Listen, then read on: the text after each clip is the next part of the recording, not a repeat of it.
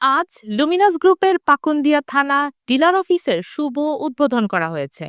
অনুষ্ঠানে উপস্থিত ছিলেন লুমিনাস গ্রুপের পরিচালক প্রশাসন আনোয়ার হোসেন, মেহেদী হাসান, শিউলি আক্তার, মোহাম্মদ কিবরিয়া ও জোহরা বেগম।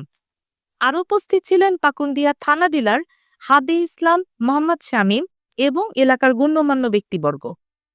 এ সময় কৃষিবিদ আরাফাত রহমান স্থানীয় কৃষকদের মাঝে লুমিনাসের কৃষিপণ্য সম্বন্ধে ধারণা দেন।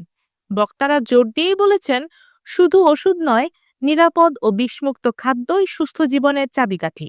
আর সেই লক্ষ্যেই লুমিনাসের কৃষিপণ্য, যা মাটির স্বাস্থ্য রক্ষা করে জৈব ও নিরাপদ ফসল উৎপাদনে সহায়ক ভূমিকা পালন করে। ইতোমধ্যেই এই পণ্য স্থানীয় কৃষকদের ব্যাপক আস্থা অর্জন করেছে।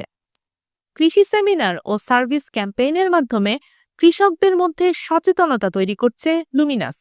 এই নতুন ডিলার অফিসটি পাকুন্দিয়ার কৃষকদের জন্য উন্নত মানের কৃষি উপকরণ এবং বিশেষজ্ঞ পরামর্শ সহজলভ্য করবে বলে আশা করা হচ্ছে। ইতোমধ্যে এলাকায় কোম্পানির পণ্যের চাহিদা বৃদ্ধির তথ্যও জানানো হয়েছে অনুষ্ঠানে।